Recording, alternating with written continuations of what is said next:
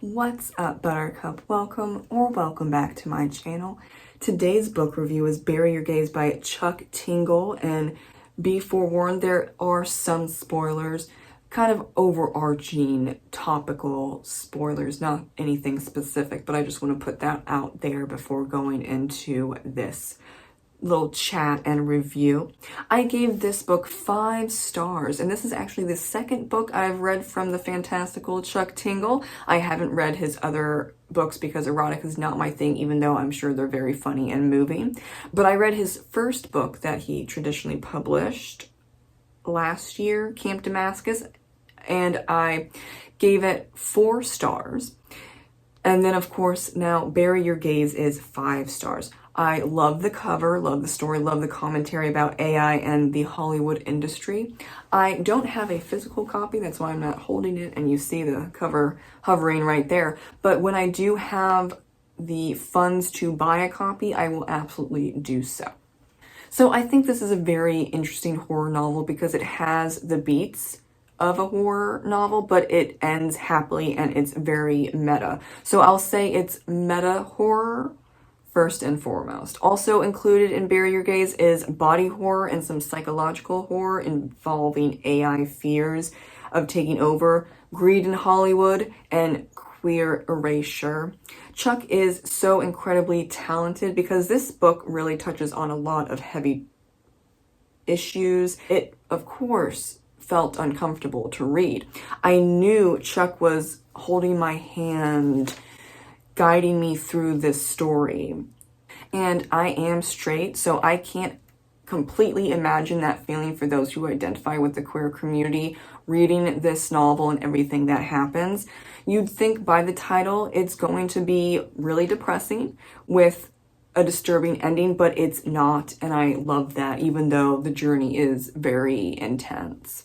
Speaking about the title, just a little backstory. Bury Your Gaze is a phrase used in film and literature to mean a trope where the LGBTQIA plus character or characters often meet tragic ends, such as death, more so than straight characters.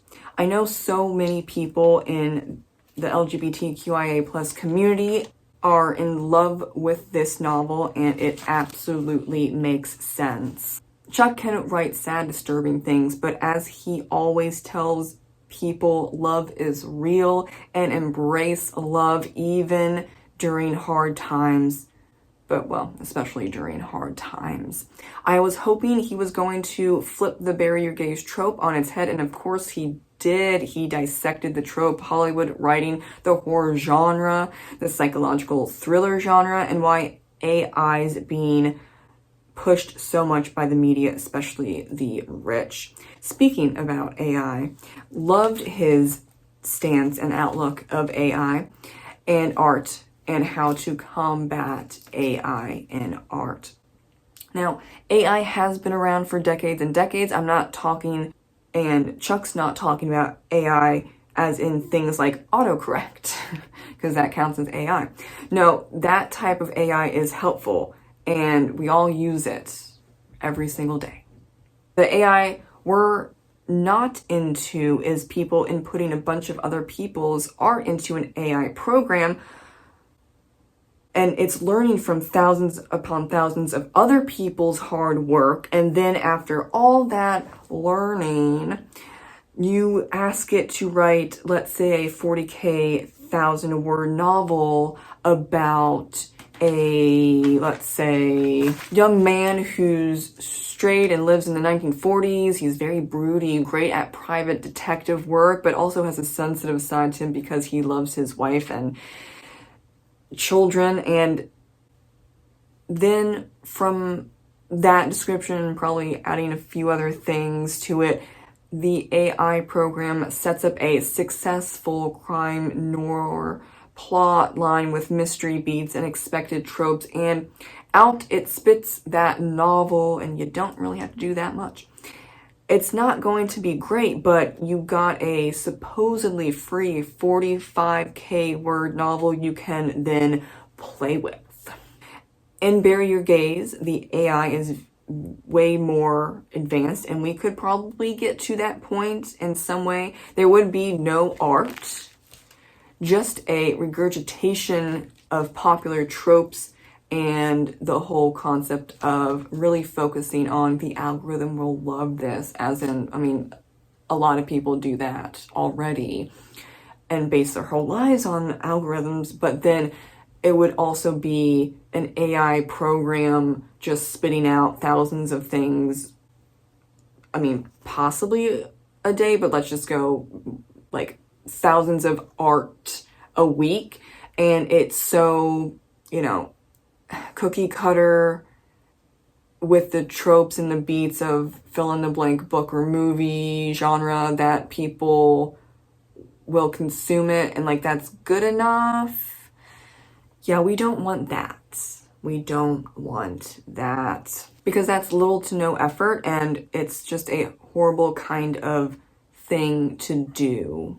But as Chuck reminds us with his main character, Misha, remember what art is truly about. Tell your story with your chin raised up as high as it can go, because you and your story and your art matters. Buy from artists who don't use AI software and programs to create things.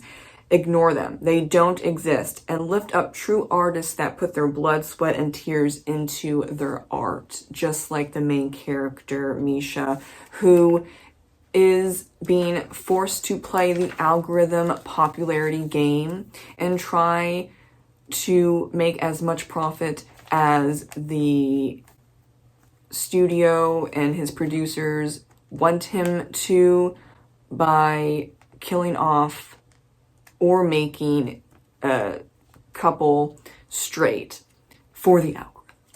And of course that's upsetting, because it shouldn't just be for the algorithm, and it shouldn't just be for TikTokers that will only talk about a book or film for maybe a week and then they move on. But that is unfortunately where we are at now. It's really for the popularity and the algorithm and making as much money as you possibly can, no matter what. Especially if things are popular, then you're going to do the popular thing. Or, you know, if things are not popular anymore, you can maybe fix it, but really like ditch it and just move on to the next hot topic, which is really annoying.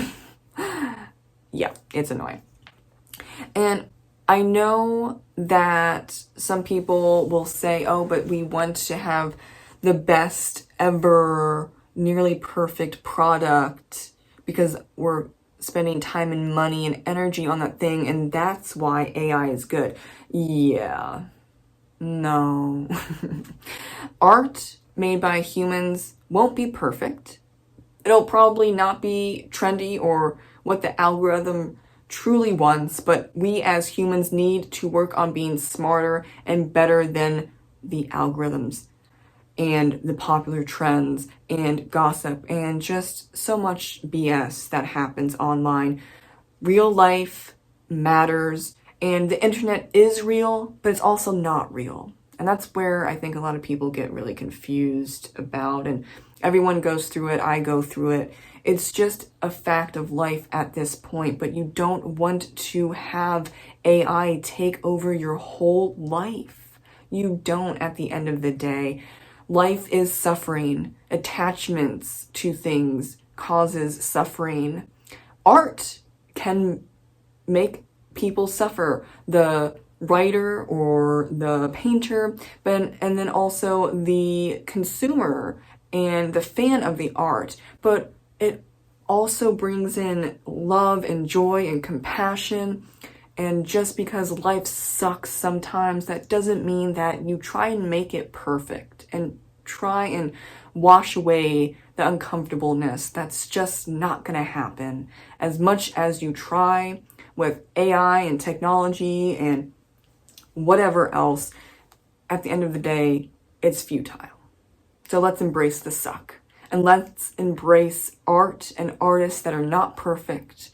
Some books will have typos. You're going to have some movies that, you know, there are goofs because you can see like a image of the camera in a window because they didn't edit that out. Yeah, that shit happens. But that's very human.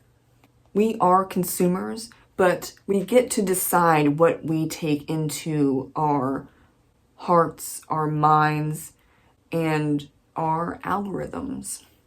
Love is real, buckaroos, and I highly suggest Bury Your Gaze for a great meta horror experience with a happy ending.